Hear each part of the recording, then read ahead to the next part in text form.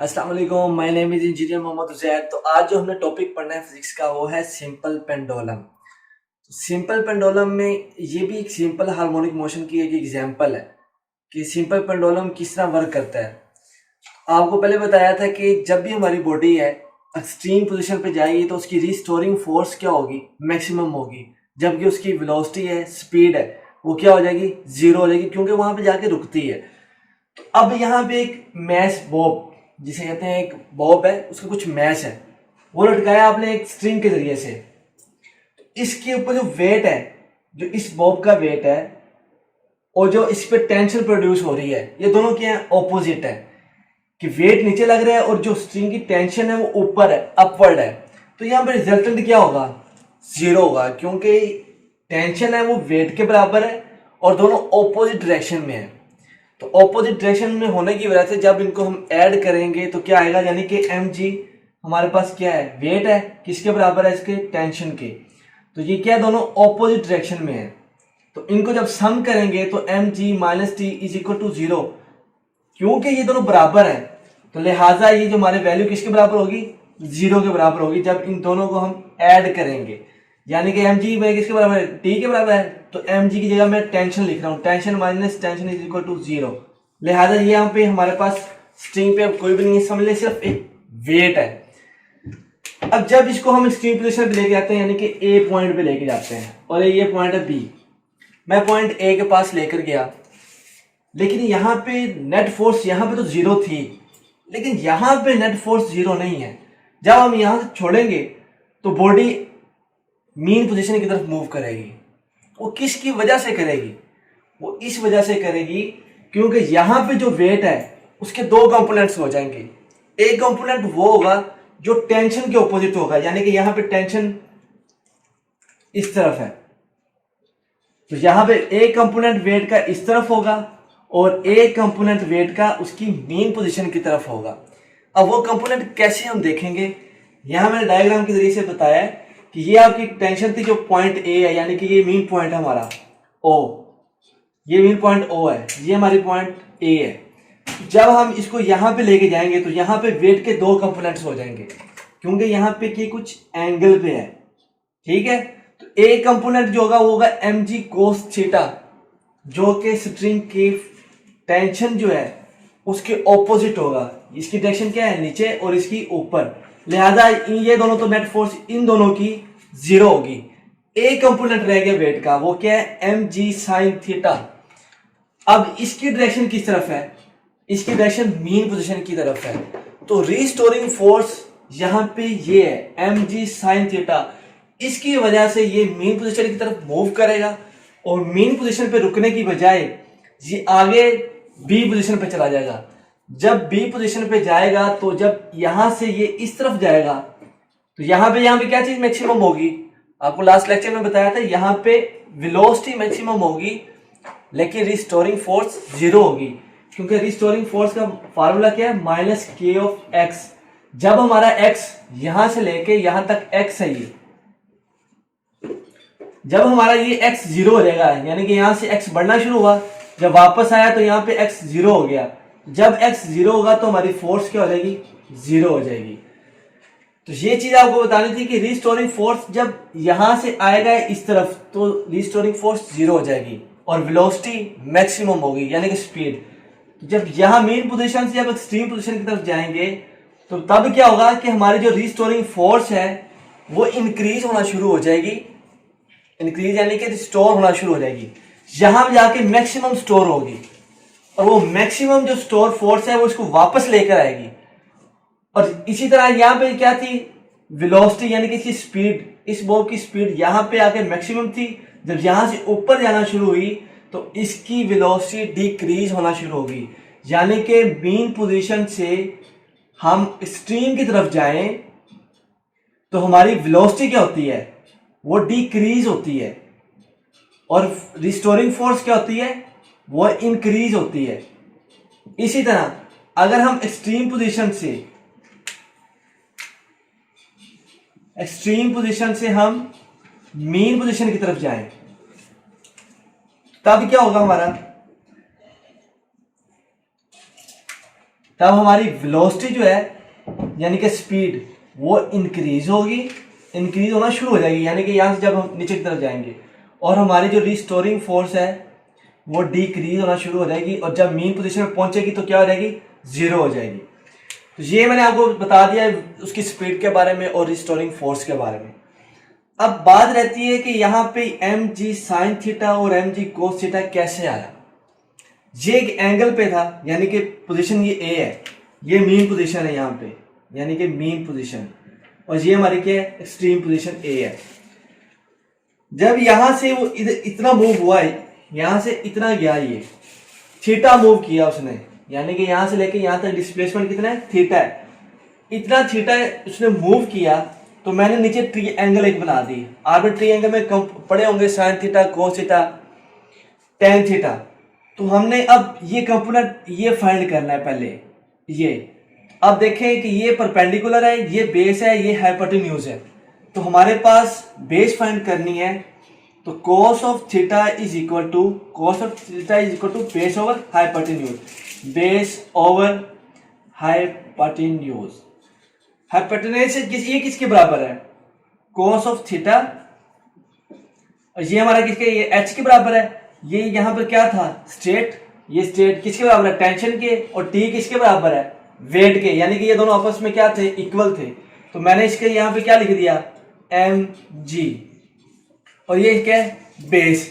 अब ये बेस यहाँ पे क्या है, समझ लें कि T1 है, यानी कि यहाँ पे जब आएगा तो यहाँ पे T1 है, तो वहां पे T1 किसके बराबर है, M G cos of theta, यानी कि हमारा जो वेट है वो इसके बराबर होगा। यहाँ पे जो टेंशन, यहाँ पे उसके ऑपोजिट जो वेट लग रहा होगा वो क्या है, M G cos of theta, ये इस तरह निकालेंगे हम। इसी तरह एम जी साइन थीटा, इसका परपेंडिकुलर कंपोनेंट हमें निकालना है जो इसको वापस रिस्टोरिंग फोर्स के तौर पे काम कर रहा है। यहाँ पे रिस्टोरिंग फोर्स क्या है हमारी, एम जी साइन थीटा। तो हम इसको देखते हुए निकालेंगे कि sine theta is equal to perpendicular over hypotenuse. Sine theta P हमारे पास, ये पी में लिख दिया, और ये किसके बराबर है, ये आपको मैंने बताया था कि ये हमारे पास ये चीज जो है ये टेंशन के बराबर है, और टेंशन किसके बराबर है, एम जी के, ओवर एम जी। तो ये क्या आ गया, M G sine theta is equal to P.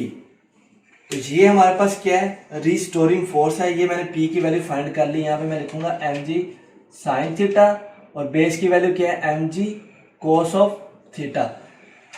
इस तरह मैंने आपको निकाल के दिखा दिया है कि इस एंगल को अगर आपको कोई न्यूमेरिकल्स आ जाते हैं इस तरह के कि एम जी साइन थीटा क्या है या एम जी कोस थीटा क्या है, या इसको आप कैलकुलेट करें, तो आपको पता होना चाहिए कि हम इस डायग्राम को इस्तेमाल करते हुए उन चीज़ों को आराम से निकाल सकते हैं। और एम जी साइन थीटा जो है यहाँ पे रिस्टोरिंग फोर्स का काम देती है, वो रिस्टोर फोर्स करती है, और जब एक्सट्रीम पोजीशन पे जाती है तो बॉडी को वापस आने में अपनी फोर्स मुहैया करती है।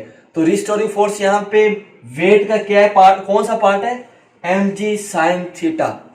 तो ये सिंपल पेंडुलम की एक एग्जांपल थी। जब भी आप घड़ियों की दुकान पे जाएंगे तो आपको वहां पे वॉल क्लॉक नजर आएगा, जहां पे पेंडुलम टाइप आपको चीज मूव करती हुई नजर आएगी। उसमें क्या होता है कि वैक्यूम प्रोड्यूस किया जाता है, जहां पे फ्रिक्शन लेस, ना कोई एयर की फ्रिक्शन होती है, ना कोई हीट, ना कोई साउंड, जिसकी वजह से वो पेंडुलम है वो मूव करता रहता है। जब किसी चीज में फ्रिक्शन आएगी तो उसकी एनर्जी तब जाया होगी जब वो अपनी एनर्जी को फ्रिक्शन के ओवरकम करने में इस्तेमाल करेगा। यानी कि अगर यहाँ पे हवा की फ्रिक्शन होती तो कुछ देर बाद रुक जाएगा। जिस तरह मैंने आपको बाउल और बाल की एग्जांपल दी थी कि उसके अंदर बाल तब तक मूव करता रहेगा जब तक उसकी एनर्जी जो है फ्रिक्शन की वजह से जाया नहीं हो जाती। जब जाया हो जाएगी तब वो रुक जाएगा। इसी तरह यहाँ पे सिंपल पेंडुलम में भी इसी तरह है कि ये जो हमारा वेट है ये तब तक मूव करता रहेगा जब तक इसके ऊपर फ्रिक्शन जो है वो इसके वेट के बराबर नहीं आ जाती, यानी कि इसके ऊपर जब फ्रिक्शन लगेगी तब ये रुक जाएगा। तो जी अब हम बात करेंगे टाइम पीरियड की कि सिंपल पेंडुलम में हम उसका टाइम पीरियड कैसे फाइंड करेंगे। तो फार्मूला क्या है, T is equal to 2 pi square root length over G। अब आप यहां पे देखेंगे G जो कि वेट के अंदर हम वेट का फार्मूला है mg, तो जो जी है वो हमारी ग्रेविटी है, तो gravity as a restoring force के तौर पे भी उसको फोर्स देती है। तो यहाँ पे जो जी है इसकी वैल्यू तो रहेगी कांस्टेंट, क्योंकि अर्थ की ग्रेविटी चेंज नहीं होती। अब रह गया हमारे पास लेंथ, तो इसका मतलब है हमारा टी जो है वो डायरेक्टली प्रोपोर्शनल किसके है, लेंथ के ऊपर स्क्वायर रूट। अगर लेंथ इंक्रीज करेंगे तो इसका मतलब है कि टाइम पीरियड इंक्रीज होगा, बढ़ेगा। मिसाल के तौर पे अगर मैं कहता हूं कि आपके सिंपल पेंडुलम की लेंथ है वो 4 टाइम्स बढ़ गई है, यानी कि मैं L is equal to 4L यानी L1, यानी कि ये नई वैल्यू मैंने दी है L1 is equal to 4L, तो टाइम पीरियड कितना बढ़ेगा। तो आप इस फॉर्मूले में पुट करें T is equal to 2 pi square root 4L over G। T is equal to 2 pi, आप इसको स्प्लिट कर दें, ये 4 आ गया, L ओवर G, ये पूरे पे स्क्वायर रूट, तो 2 pi square root L over G, ये तो वैसे ही आ गया ना। T इज इक्वल T1 हमें फाइंड करना है, T1 is equal to 2 pi L over G, ये वैसे ही आ गया, और ये 4 था, ये स्क्वायर रूट 4 इस तरह आ गया। अब ये चीज क्या है, यही फार्मूला टाइम का, तो मैंने कर दिया T1 is equal to T और स्क्वायर रूट 4 का ये कितना आता है, 2 का स्क्वायर कटा तो ये रह गया 2T। इसका मतलब है कि हमारा जो टाइम है वो 2 टाइम्स इंक्रीज हो जाएगा। जब हम लेंथ को 4 टाइम्स इंक्रीज करेंगे तो हमारा टाइम 2T, यानी कि पहले हमारा सिंपल पेंडुलम का टाइम पीरियड था 2 सेकेंड, तो जब हमने उसकी लेंथ 4 टाइम्स इंक्रीज की तो उसका टाइम 4 सेकेंड हो गया। अगर 2 सेकेंड है तो कितना हो गया, 4 सेकेंड हो गया। तो इस तरह ये टाइम इसका 2 टाइम्स इंक्रीज हो जाएगा। अगर आपका MCQs आए तो आप इसको सोल्व कर लीजिएगा कि अगर हमारी लेंथ है 4 टाइम्स डिक्रीज करते हैं यानी कि L ओवर 4, तो हमारा टाइम क्या हो जाएगा, हाफ हो जाएगा, 1 ओवर 2T, फिर ये आएगा तो हमारा टाइम पीरियड हाफ हो जाएगा। तो अब हम पढ़ेंगे फीचर्स कि इसके फीचर्स क्या हैं। तो जी अब हम बात करते हैं फीचर्स की। तो फीचर्स कौन कौन से हैं। सबसे पहले वाइब्रेट्स अबाउट फिक्स्ड पोजीशन, कि जब भी कोई सिंपल हार्मोनिक मोशन की बात की जाएगी तो उसमें जो बॉडी है वो वाइब्रेट करेगी किसमें, अबाउट दी मेन पोजीशन, यानी उसकी जो पोजीशन है वो फिक्स्ड रहेगी। जिससे मैंने आपको बात की थी कि एक झूला है, जब आप ऊपर जाएंगे नीचे आएंगे फिर आगे जाएंगे तो वो आप एक फिक्स्ड पोजीशन के लॉन्ग मूव कर रहे हैं, जिससे सिंपल पेंडुलम की बात होती है। तो एक पोजीशन फिक्स्ड है, उसके गिर्द आप मूव कर रहे हैं, ठीक है। अब दूसरी बात है कि acceleration directed toward the mean position, आपका जो एक्सेलरेशन है वो मेन पोजीशन की तरफ उसकी क्या होगी, डायरेक्शन होगी। जिस तरह रिस्टोरिंग फोर्स की, डिस्प्लेसमेंट की और एक्सेलरेशन की, इन तीनों की डायरेक्शन आपकी मेन पोजीशन की तरफ होती है। एग्जांपल, आप इस तरफ मूव किया, आप यहाँ रुके, अब इसकी पोजीशन कहाँ है, मेन पोजीशन की तरफ। आगे जाके फिर आगे जाएगा फिर वापस आएगा तो उसकी पोजीशन कहाँ है, मेन पोजीशन की तरफ है। तो इसलिए बॉडी ने आगे कहाँ पे रुकना है, मेन पोजीशन की तरफ ही आगे रुकेगा वो। चाहे आप बाउल एंड बॉल की बात कर लें, सिंपल पेंडुलम की बात कर लें, मैच स्प्रिंग सिस्टम की बात कर लें, तो वो मेन पोजीशन पे आके रुकता है। तो आपकी एक्सेलरेशन, आपकी वेलोसिटी, आपकी रिस्टोरिंग फोर्स, इन सब की डायरेक्शन किसकी तरफ होती है, मेन पोजीशन की तरफ होती है। तो तीसरा पॉइंट हमारा है magnitude of the acceleration is directly proportional to the displacement. तो जितना हमारा डिस्प्लेसमेंट एक्सट्रीम पोजीशन पे मैक्सिमम डिस्प्लेसमेंट होता है, तो इसका मतलब है कि एक्सेलरेशन हमारी एक्सट्रीम पोजीशन पे मैक्सिमम होगी, जबकि हमारी मेन पोजीशन पे बॉडी का कोई डिस्प्लेसमेंट नहीं होता तो वहाँ पे एक्सेलरेशन क्या होगी, ज़ीरो होगी। अगर ये इसकी बात की जाए तो यहाँ से ये पेंडुलम का ये बॉब जो है जब यहाँ पे मूव करेगा तो सबसे मैक्सिमम डिस्प्लेसमेंट इसकी क्या है, यहाँ पे है। तो यहाँ पे एक्सेलरेशन क्या होगी, मैक्सिमम होगी, और यहाँ पे डिस्प्लेसमेंट क्या है, जीरो है, क्योंकि ये मेन पोजीशन है ना, मेन पोजीशन पे डिस्प्लेसमेंट क्या है, जीरो है। तो यहाँ पे एक्सेलरेशन भी क्या होगा, जीरो होगा। इसी तरह चौथा पॉइंट जो है कि आपकी जो वेलोसिटी होती है वो एक्सट्रीम पोजीशन पे क्या होती है, मिनिमम होती है, जीरो होती है, क्योंकि वहां जाके उसने रुकना है। जब रुक के वापस आएगा तो मेन पोजीशन जब पहुंचेगा, मेन पोजीशन की तरफ यानी कि मूव कर रहा है, तो उसकी वेलोसिटी बढ़ना शुरू हुई और मेन पोजीशन पे जाकर मैक्सिमम होगी। तो इसका मतलब है कि जो स्पीड है, वेलोसिटी है, एक्सट्रीम पोजीशन पे हमारी ज़ीरो होती है, मिनिमम होती है, और मेन पोजीशन पे हमारी मैक्सिमम होती है।